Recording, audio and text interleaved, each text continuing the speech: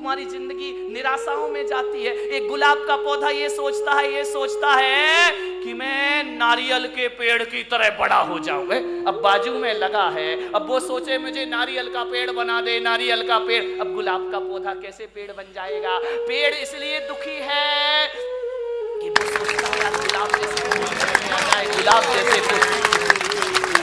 एक जगह मैंने देखा, अरे गुलाब का पेड़ अपनी पौधा अपनी मस्ती में झूम रहा है, नारियल का पेड़ अपनी मस्ती में झूम रहा है। मैंने एक साधु से पूछा, बताओ ये अपनी मस्ती में क्यों है? ये इतने आनंदित क्यों है? बोले इसलिए आनंदित है कि नारियल का पेड़ कभी नहीं सोचता कि मुझ में फूल लग जाए, और गुलाब कभी नहीं सोचता कि मैं इतना ऊंचा हो जाऊं। इसकी अपनी मस्ती होती है और उसकी अपनी मस्ती में रहो।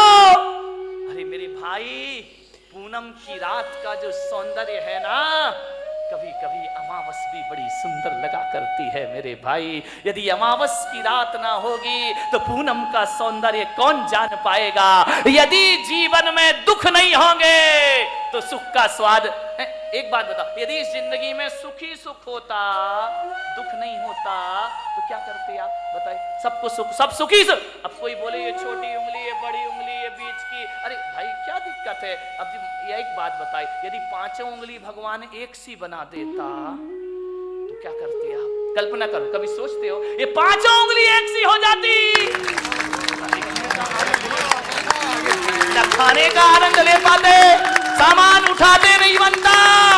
ध्यान रखना, हर उंगली का अपना अपना महत्व हुआ करता है। अंगूठा है और अनामिका है, तभी आप इससे कुछ लिख सकते हैं। ध्यान रखिए, ये बीच की उंगली है, ये ध्यान रखना, ये बीच की उंगली सबसे बड़ी हुआ करती है। ये उंगलियां भी इसके जैसी बड़ी होने का ख्वाब देख ले तो ये दुखी हो जाएंगे। ये अनामिका है, ये नहीं होगी तो सिंदूर कहां से लगाओगे और तिलक कहां से लगाओगे? बिचा एक बार इन उंगलियों में झगड़ा हो गया। अंगूठा बोला मैं सबसे बड़ा। बोले क्यों? बोले देखो मैं सब। बात तो देखो, ये अंगूठा है, दिखाई दे रहा ये अंगूठा, लेकिन ऐसा बदकिस्मत है कि अंगूठा ये है, अंगूठी ये पहनती है। ध्यान, इसके पास नहीं आती अंगूठी, इसके पास आती। ये चार अंगूठी पहनती है, अंगूठा ही दिखाते रह जाया करता है, उस पर आभूषण ही नहीं आते हैं। बोले मैं सबसे बड़ा। बोले क्यों? बोले मैं मोटा हूं, मेरे बिना चारों उंगलियों तुम लोग कुछ नहीं कर सकती हो, तुम्हारा कोई अस्तित्व नहीं है। तर्जनी ने कहा इसका मतलब मैं नहीं होंगी तो तुम दिखाओगे किसे? ये तो दूसरों पे उठती उंगली, अपने पे तो उठती नहीं है। बोले दूसरों पे उंगलियां उठाने की जरूरत पड़ेगी, मैं तैयार खड़ी हूं। बड़ी ने कहा मैं सबसे बड़ी हूं, सबसे बड़ी है, मैं नहीं होंगी तो तेरा कोई अस्तित्व। छोटी वाली चुपचाप खड़ी थी। बोली बहन तू भी कुछ बोल ले। बोली मैं काय को बोलूं, मैं तो सबसे बड़ी हूं। अरे बोली छुटकी ज्यादा बोल रही है, इतनी सी तो है, वो कह रही सबसे बड़ी हूं। बोले तू क्या करती है? अंगूठा ने कहा मैं साइन करता हूं, अंगूठा लगाता हूं। तू क्या साइन करेगा? तर्जनी ने कहा मैं नहीं होंगी तो पेन कहां से पकड़ लेगा? तो बीच वाली ने बोली चल तेरे में ताकत तो मेरे से ही आया करती है। छिंगली ने कहा देखो, छोटी वाली ने, मेरे पास कुछ नहीं है, मैं सबसे छोटी हूं, लेकिन मैं इतना जानती हूं, मैं सबसे बड़ी हूं, मैं सबसे बड़ी हूं। बोले छोटी होके अपने को बड़ी क्यों कह रही है? बोले इसलिए कि जब जब भगवान को प्रणाम किया जाता है मैं सबसे आगे खड़ी रहती हूं और तुम सब मेरे पीछे खड़े। ध्यान रखिए, प्रणाम करोगे तो छोटी वाली, जो झुकना जानता, जो प्रणाम करता, वो सबसे बड़ा हुआ करता। किसी से क्षमा मांगो, देखो लड़ने में तो तर्जनी तुम तैयार रहती हो, लेकिन जब माफी मांगी जाती है तो मैं सबसे आगे खड़ी रहा कर। सबका आनंद है अपना अपना। सब उंगलियां एक सी हो जाएं तो जीने का मजा क्या बचेगा मेरे भाई? ये छोटे बड़े नहीं रहेंगे तो जिंदगी कैसे चलेगी? इस दुनिया में छत्री की भी जरूरत है, इस दुनिया में ब्राह्मण की भी जरूरत है, इस दुनिया में वैश्य की भी जरूरत है, और इस दुनिया में शूद्र की भी। शूद्र नहीं होंगे ना, 3 दिन हड़ताल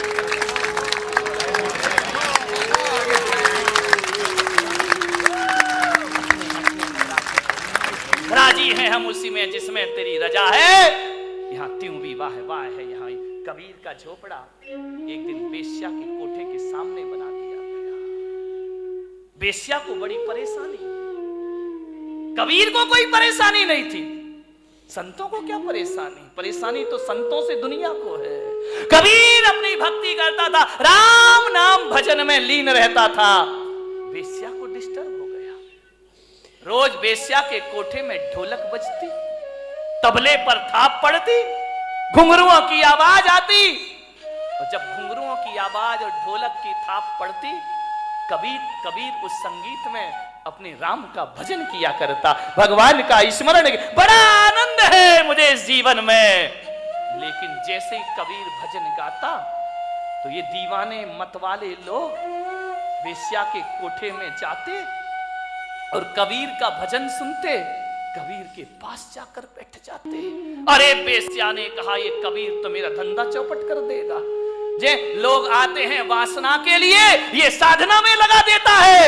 बोले ये तो मेरी दुकानदारी पूरी बंद कर देगा। वेश्या ने कहा, इसका झोपड़ा हटाओ यहाँ से, अपना धंधा बंद हो जाएगा। लोग कबीर के पास जाते हैं, शरीर को नश्वर समझने लगते हैं, भोगों को नश्वर समझने लगते हैं। और ये आदमी भोगों को नश्वर समझेगा तो मेरा तो खाना खराब हो जाएगा। वेश्या ने अपने यारों से कहा, जा आज रात को कबीर का झोपड़े में आग लगा दो, जला दो रात को। रात हुई, बेश्या के यार गए, झोपड़ा धू धू करके जलने लगा। कबीर ने देखा, वाह, अभी तो ये झोपड़ा तू कितना चाहता है मेरा राम, मुझे कितना प्यार करता है। क्योंकि जब ये झोपड़ा था ना, तब तुझे दिक्कत होती थी मुझे देखने में। अब झोपड़ा हटा दिया, आओ अपन सामने से दीदार करेंगे। बीच की दीवार खत्म हो गई, मजा आ गया, हरि भजन करने लगा, जल गया झोपड़ा। बोले लोग हवन यज्ञ करते हैं तो आहुतियां डालते हैं, वारे मेरे राम जी, तुमने तो मेरा झोपड़ा ही आहुति में डाल दिया, मजा आ गया। अब खुल के आकाश को देखेंगे, चांद सितारों का सौंदर्य देखेंगे। बहुत खुश हुआ कबीर। बात बदल गई। किस्मत को बदलने में ध्यान रखना, 100 साल में किस्मत जरूर बदलती है, ध्यान रखना। ऐसा कोई नहीं जिसकी किस्मत ना बदलती हो, जरूर बदलेगी किस्मत। आज है कल नहीं रहेगा, आज कुछ नहीं है कल सब कुछ होगा, ध्यान रखिए। हवा का एक झोंका आया और कबीर के झोपड़े की आग वेश्या के कोठे तक पहुंच गई। और उस आग ने पर्दे जलाना शुरू कर दिए, पर्दे जल रहे हैं, साज-बाज जलने लगे, ढोलक फट गई, हारमोनियम जल गया। वेश्या उठी, ये क्या हो गया, मेरे कोठे में आग लग गई, मेरी जिंदगी भर की कमाई सब मिट्टी में मिल गई। बहुत परेशान हुई वेश्या, कोई बुझाने वाला नहीं।